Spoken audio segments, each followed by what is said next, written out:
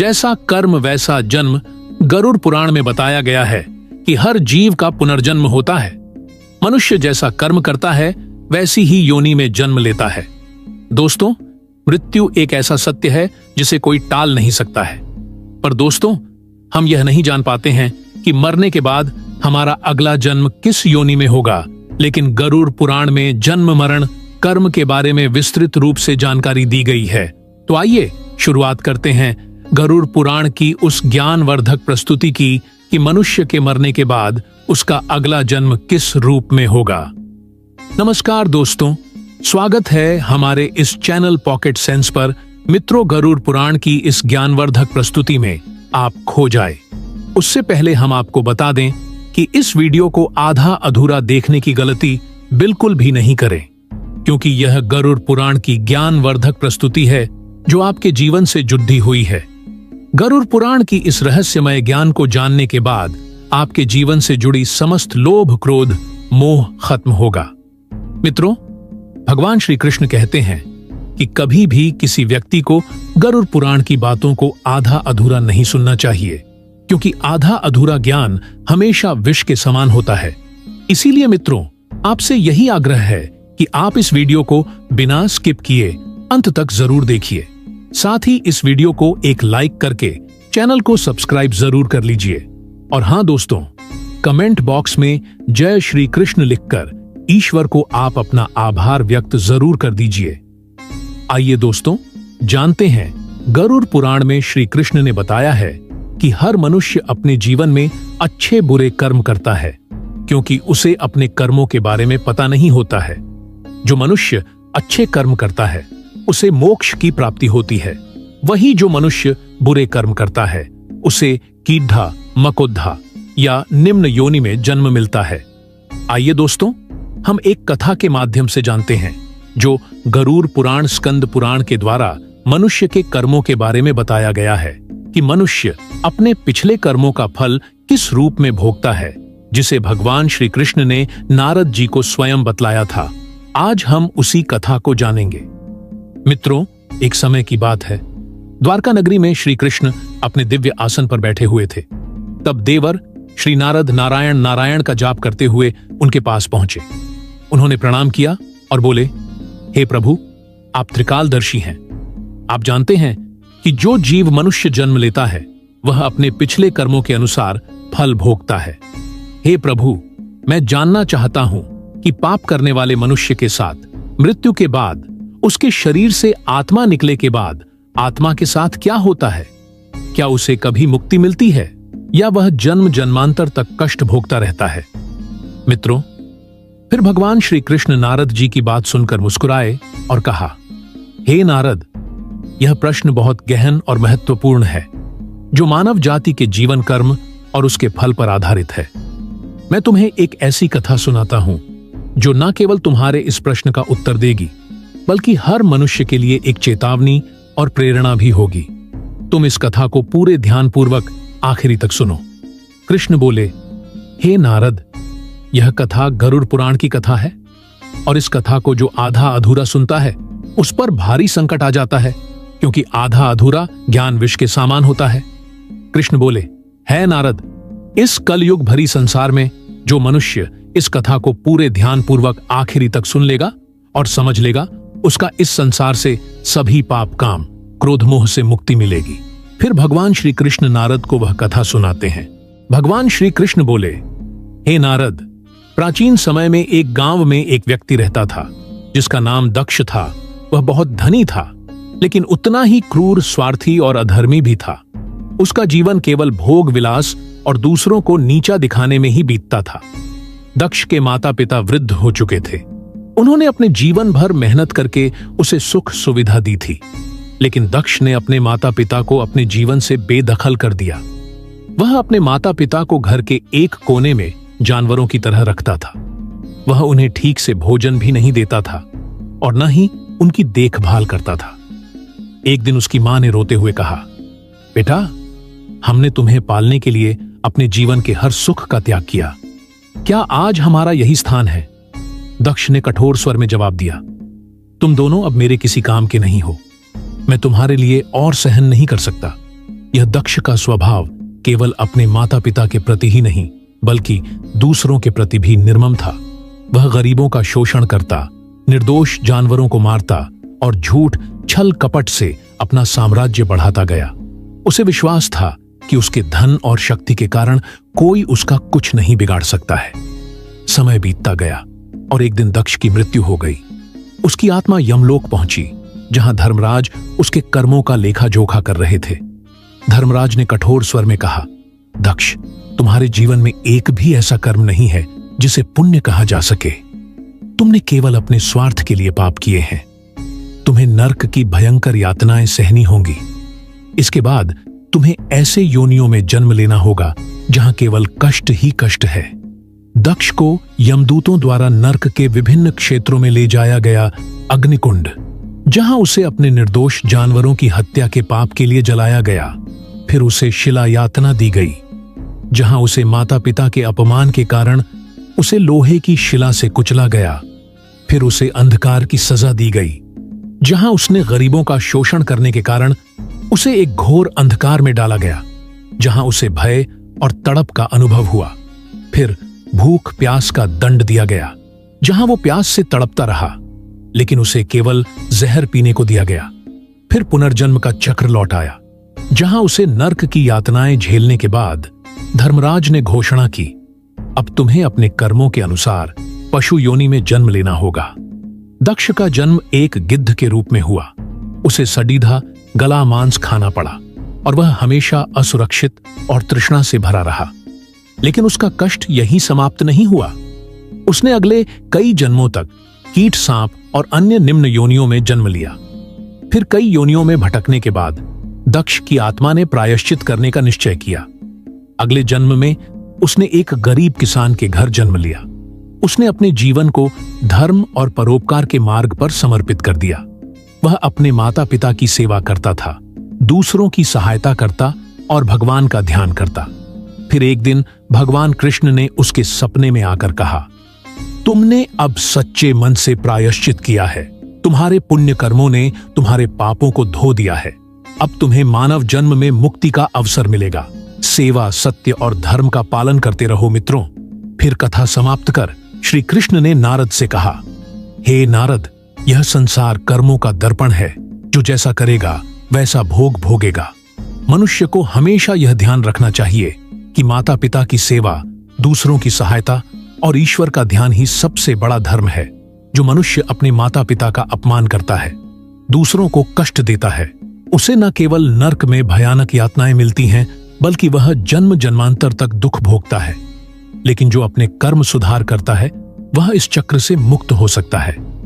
यह संसार एक अवसर है। धर्म, सत्य और सेवा ही मनुष्य का जीवन है। मनुष्य को यह समझना चाहिए कि मृत्यु के बाद केवल उसके अच्छे कर्म ही उसके साथ जाते हैं।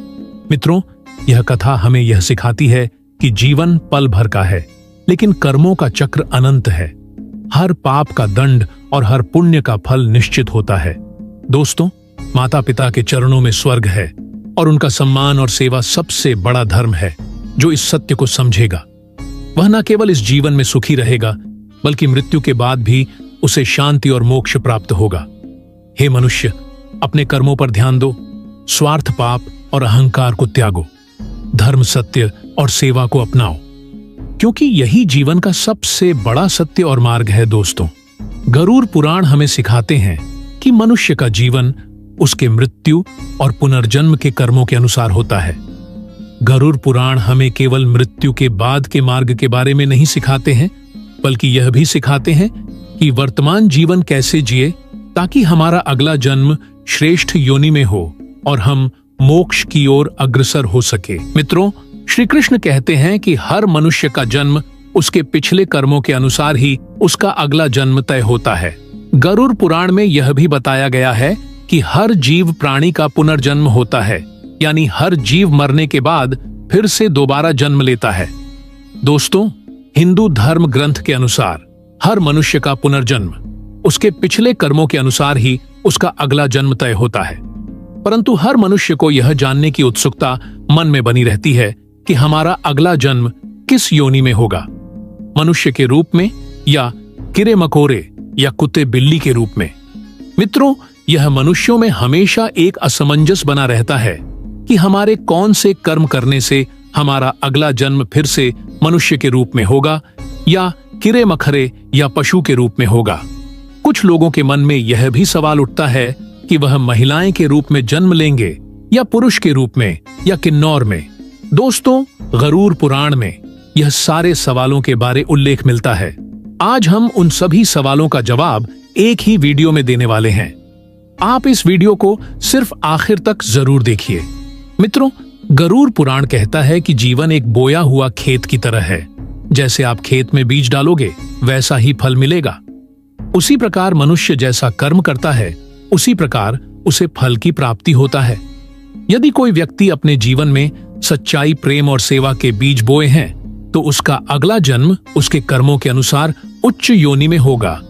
उस व्यक्ति का अगला जन्म ऐसी योनि में होगा जहां उसे सुख, समृद्ध, शांतिपूर्ण और आध्यात्मिक शक्ति की भी प्राप्ति होगी। परंतु यदि व्यक्ति अपने जीवन में ईर्ष्या, हिंसा और लोभ के बीज बोए हैं तो उसे अपने कर्मों का फल जरूर भोगना पड़ेगा। वही कर्म मनुष्य के अगले जन्म को अंधकारमय बना देता है। वह मनुष्य निम्न योनि में जन्म लेता है। जैसे पशु कीड़ा मकोड़ा, कुत्ता बिल्ली में जन्म लेता है, यहाँ तक कि उस मनुष्य की आत्मा को नरक की ओर प्रस्थान कर देता है जहां आत्मा को विभिन्न यातनाएं दी जाती हैं। दोस्तों, गरुड़ पुराण कहता है कि मृत्यु के क्षण में आपकी अंतिम सोच और भावना ही आपके अगले जन्म को निर्धारित करती है। यदि मनुष्य के मरने के समय मन शांत है और ईश्वर के प्रति समर्पित है तो आत्मा उच्च लोकों में जाती है। वही मनुष्य के मरने के समय यदि मन अस्थिर है और सांसारिक इच्छाओं में फंसा है तो आत्मा को पुनर्जन्म के चक्र में लौटना पड़ता है। गरुड़ पुराण में हमें यह भी बताया गया है कि आत्मा का पुनर्जन्म का उद्देश्य आत्मा को शुद्ध करना होता है। आत्मा बार बार जन्म इसीलिए लेती है ताकि वह अपने कर्मों का फल भोग सके और ईश्वर की ओर बढ़ सके। दोस्तों, हिंदू धर्म ग्रंथ में यह उल्लेख मिलता है, जो मनुष्य जन्म लेता है उसकी मृत्यु अवश्य होती है। यदि मनुष्य ने अपने जीवन में अच्छे कर्म किए हैं तो उसे उच्च योनि में जन्म मिलता है। यदि मनुष्य ने पाप कर्म किए हैं तो उसे निम्न योनि या दुखद जीवन का सामना करना पड़ता है। यह कर्मों के आधार पर होता है। मित्रों, मनुष्य जो भी अच्छे या बुरे कर्म करता है वह एक अदृश्य ऊर्जा के रूप में उसके साथ रहता है। मृत्यु के बाद आत्मा अपने कर्मों के आधार पर अगली योनि या जीवन का चयन करती है। दोस्तों, गरुड़ पुराण हिंदू धर्म का एक पवित्र ग्रंथ है जिसमें मृत्यु, पुनर्जन्म और कर्म फल के बारे में विस्तार वर्णन मिलता है। यह ग्रंथ विशेष रूप से मृत्यु के बाद आत्मा की यात्रा, पाप और पुण्य मनुष्य के पुनर्जन्म अपने अच्छे और बुरे कर्मों के अनुसार अलग अलग योनियों में जन्म लेता है। दोस्तों, गरुड़ पुराण के अनुसार मृत्यु के बाद आत्मा यमलोक जाती है जहां उसके कर्मों का लेखा जोखा किया जाता है। कर्मों के आधार पर आत्मा को स्वर्ग, नरक या पुनर्जन्म का रास्ता दिखाया जाता है। यदि आत्मा पाप अधिक किया हो तो आत्मा नरक की यातना भोग है और फिर निम्न योनियों में जन्म लेती है। यदि आत्मा पुण्य कर्म किया हो तो आत्मा स्वर्ग में सुख भोग है और फिर पुनः मानव योनि में जन्म लेती है। दोस्तों, गरुड़ पुराण के अनुसार श्री कृष्ण ने बताया है कि मनुष्य को यह 5 पाप भूलकर भी नहीं करना चाहिए है, जिन्हें अगर मनुष्य गलती से भी करते हैं तो उसका अलगा जन्म निम्न योनि में होता है। जैसे कीड़ा मकोड़ा बिल्ली में जन्म लेता है। आइए जानते हैं। दोस्तों, आप इस वीडियो को अंत तक जरूर देखिए क्योंकि यह सारी जानकारी गरुड़ पुराण के अनुसार बताई गई है। इस वीडियो को बीच में छोड़ के जाने की गलती बिल्कुल भी नहीं करें। इसीलिए इस ज्ञानवर्धक प्रस्तुति को अंत तक जरूर देखिए। आइए जानते हैं। नंबर 1, माता पिता का अपमान और अनादर।